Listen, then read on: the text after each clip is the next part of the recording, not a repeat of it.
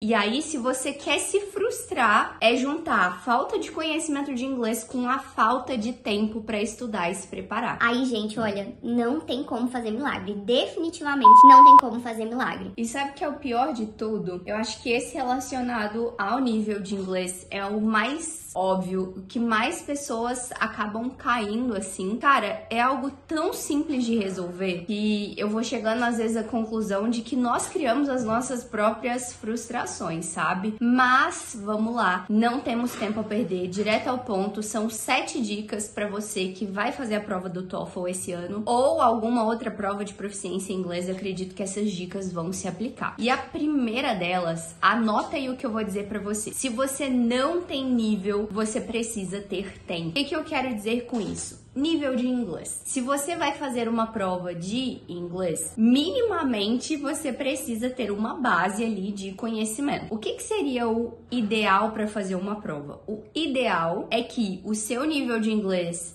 neste momento em que você vai fazer a prova, esteja ali compatível com a nota que você deseja atingir. Por exemplo, existem alguns editais de bolsa de estudo, alguns programas que exigem uma nota de nível intermediário. Então, o ideal é que o seu nível de inglês atual já seja o nível intermediário. Se o seu nível estiver distante da sua meta, a gente vai precisar de mais tempo de preparação. Então, a gente tem um combo aí que é nível de inglês e tempo. Quanto mais distante o seu nível de inglês estiver da meta, mais tempo você vai precisar. E aí, se você quer se frustrar, é juntar a falta de conhecimento de inglês com a falta de tempo para estudar e se preparar. Aí, gente, olha, não tem como fazer milagre. Definitivamente não tem como fazer milagre. Essa é a regra número 1. Você não tem nível, você precisa ter tempo. Inclusive, existe até uma tabela, eu vou colocar aqui depois para vocês,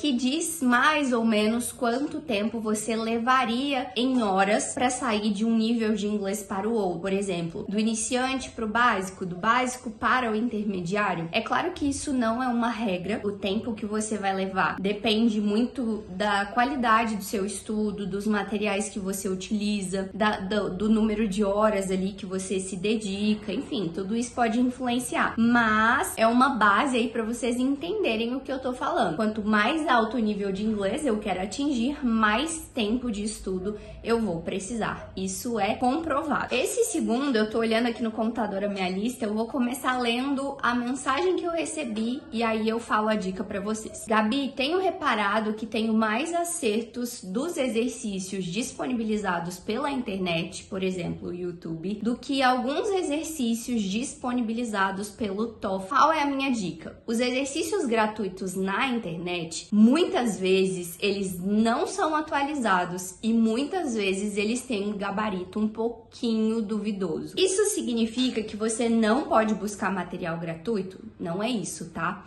Mas toma um certo cuidado com a fonte em que você está buscando o material. Para o TOEFL existem as fontes oficiais. Então a gente tem, primeiro de tudo, o site da ETS, que é a empresa responsável por criar a prova e distribuir a prova mundialmente. A própria ETS distribui e fornece ali alguns materiais gratuitos para que você possa estudar e se preparar. Então, pode ser que nesse processo de buscar material gratuito, se você encontra um material desatualizado ou com um gabarito totalmente errado, às vezes você vai ter a impressão de que tá indo super bem naqueles exercícios e simulados, só que quando chega no dia da prova, a sua nota cai drasticamente. Você tem um desempenho muito abaixo do que você esperava, justamente porque esses exercícios que você encontra, eles não são compatíveis com a realidade atual da prova.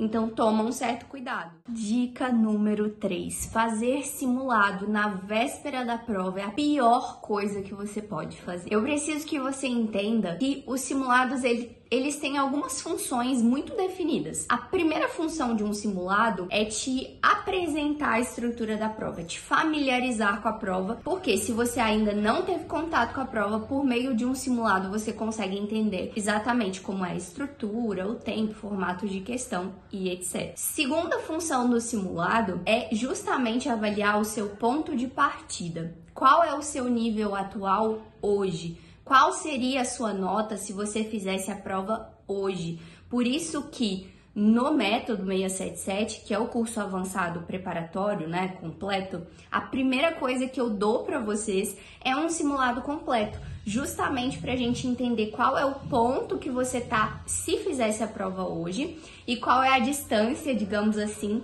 que você tá da sua meta.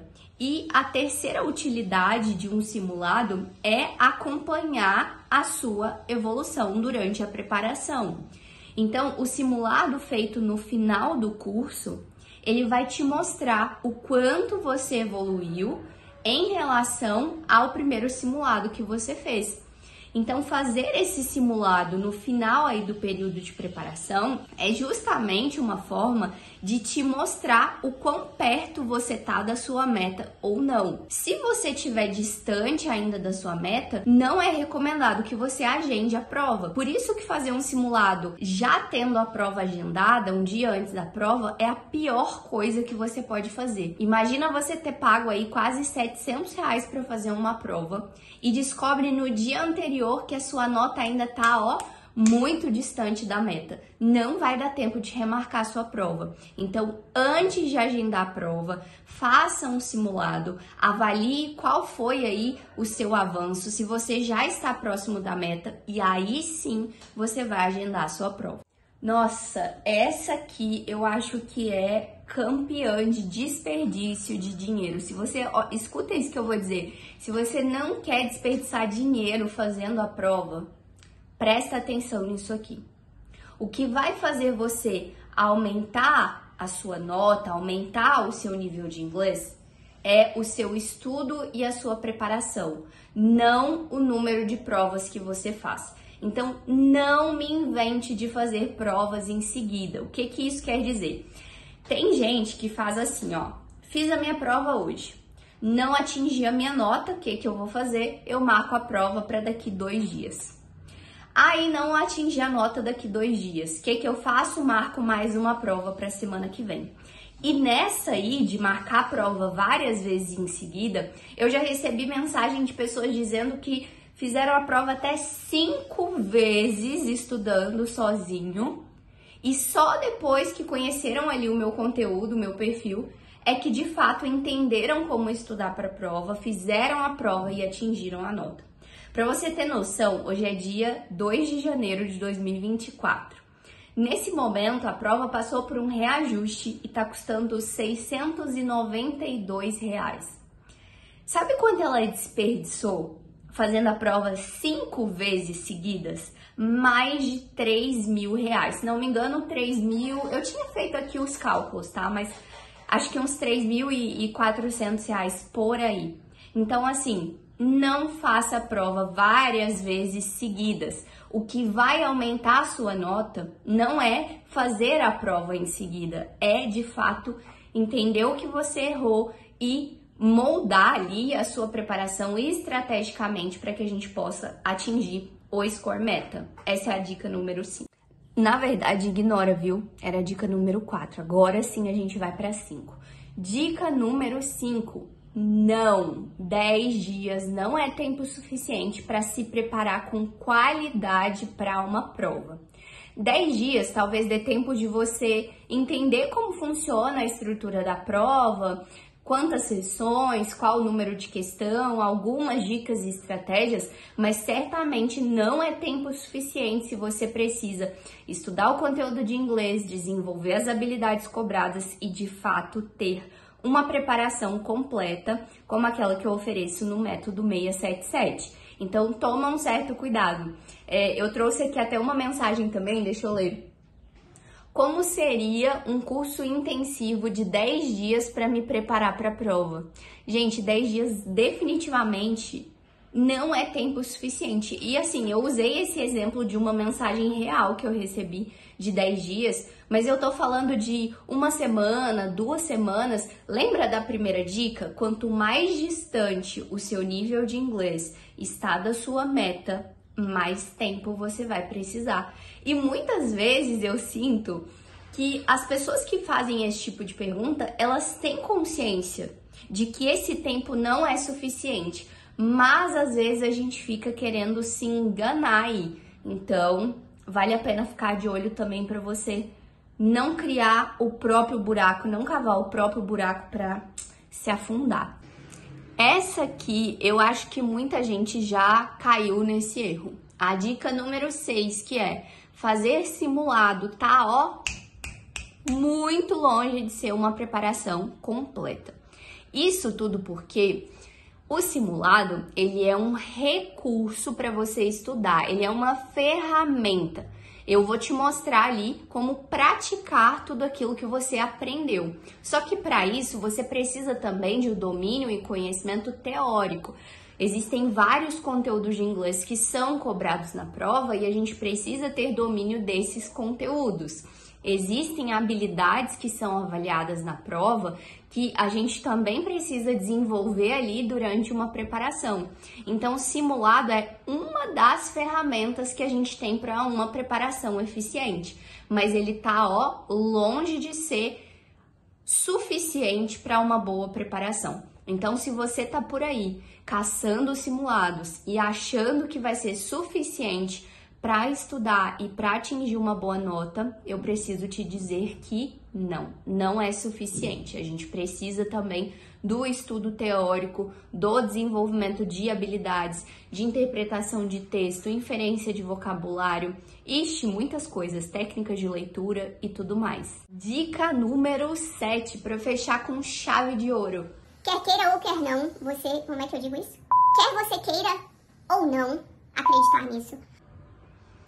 Agora sim, você gasta mais dinheiro pagando para fazer a prova várias vezes do que investindo em um curso preparatório.